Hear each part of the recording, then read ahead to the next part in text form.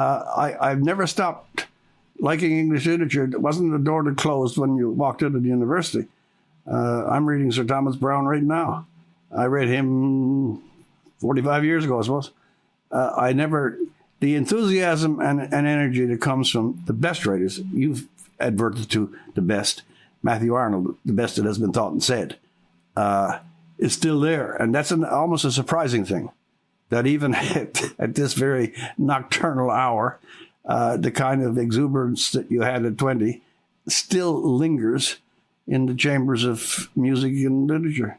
Well, that's something, yes, I would say so. Obviously something indicating the lasting benefit of a genuine education in the humanities. It's an inexhaustible source of what exactly? Well, we said mimicry of the great spirit that animates the ages, right? How could that possibly get old? No, I like your description, because it's not often presented as that. And now, of course, the idea that education is for the job. I do know how important jobs are. I come from Newfoundland. But there's a whole set of spirits, as you know, you've met them, that also see that there's another target in education, and that you just spoke of it. You remember always, John, the better to enjoy life or the better to endure it.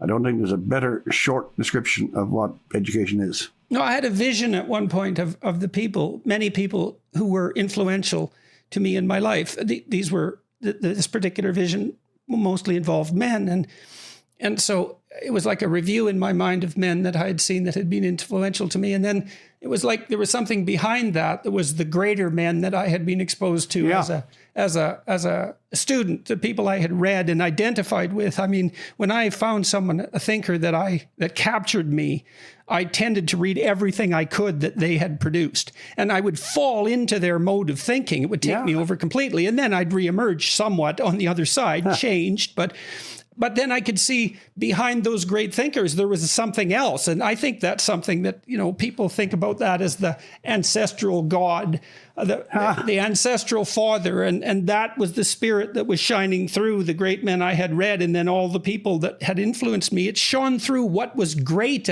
good and great about them. By the way, good and great, you're committing terrible sins here. These adjectives are now off limits. The idea of good and great, mathematics.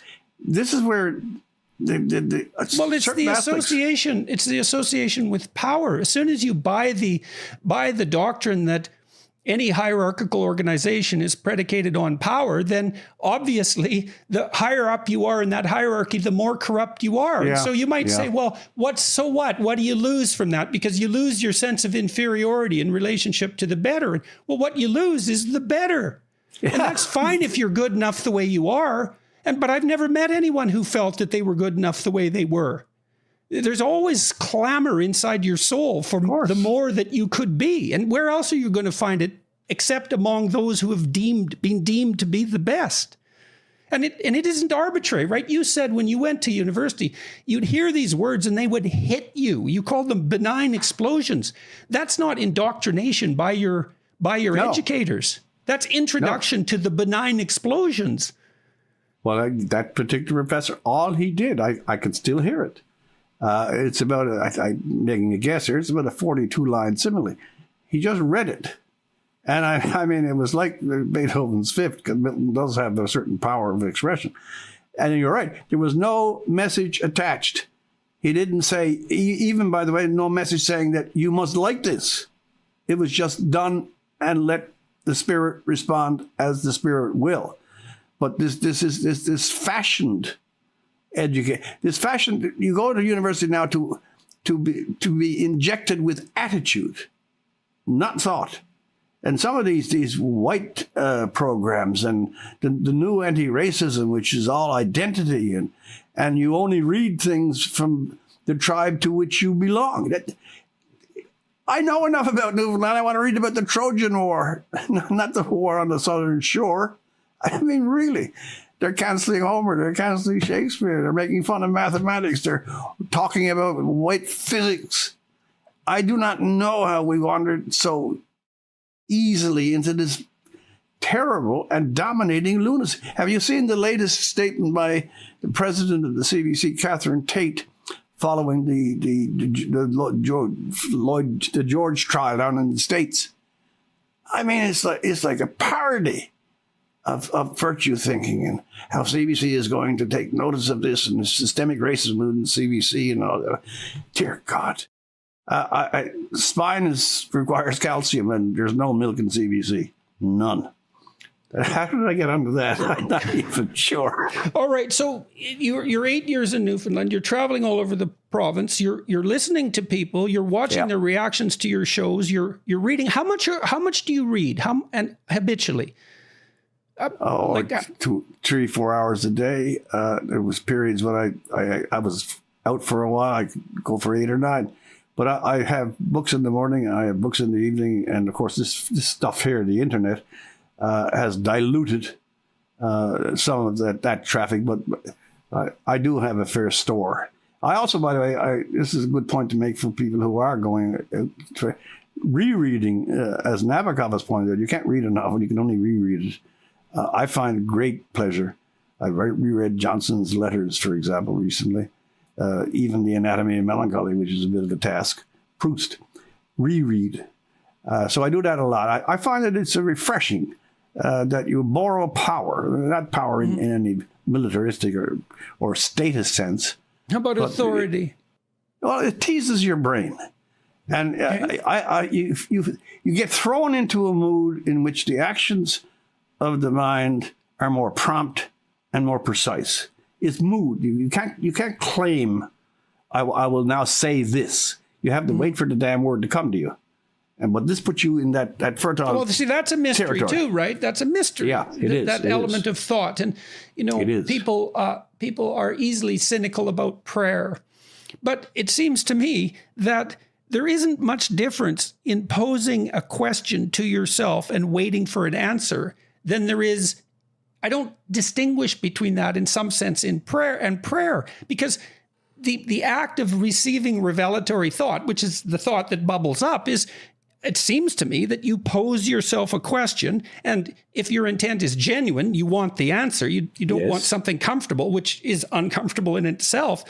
Mysteriously, something will arise. And the less you put that persona that you describe between you and the source upon which you call, the more likely you are to be rewarded with the words that are correct. But that being you is a very strange idea, because it happens of its own accord in some sense. The book I was referring to way back, and I said I wouldn't quote the title by Kessler, called The Act of Creation.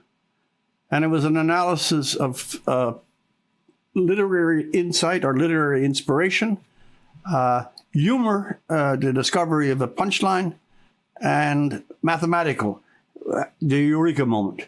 I think I've read that. I think I read that as an undergraduate. It's a long while ago, but it is precisely your point. I have a puzzle in my mind. I'm trying to find a phrase, or if I'm a mathematician, I have a real puzzle where you can.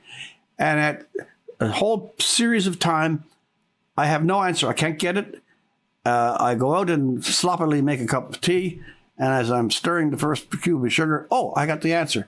What was the difference between the 2 minutes before and the time that this thought exploded in your... Mm-hmm. You had to have your mind prepared for the thought to have a place to pop out of. So you just used that phrase, explosion, again. You talked about the benign explosions that Introduction to Literature set off. Okay, so there's a thematic relationship between those two ideas. And we already talked about the idea of mimicry. And so, what you do in part when you're educating yourself by pursuing what appears to you to be meaningful and true is you build that spirit inside of you. That's it. And then that's the thing that's informing you when you ask questions. Yeah. And you should build that spirit out of what the best the past has to offer you. And there's markers for that. And the markers are that aesthetic grip, right? It's not something that someone can impose on you. It doesn't work. It has to be, you meet it halfway.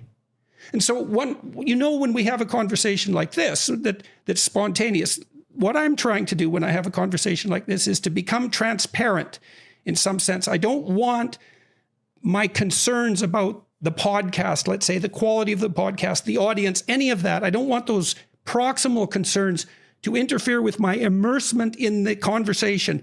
And if I do that correctly and open myself up, then there's a spontaneity about the dialogue. And that seems to be associated with the search for and the discovery of some additional truth.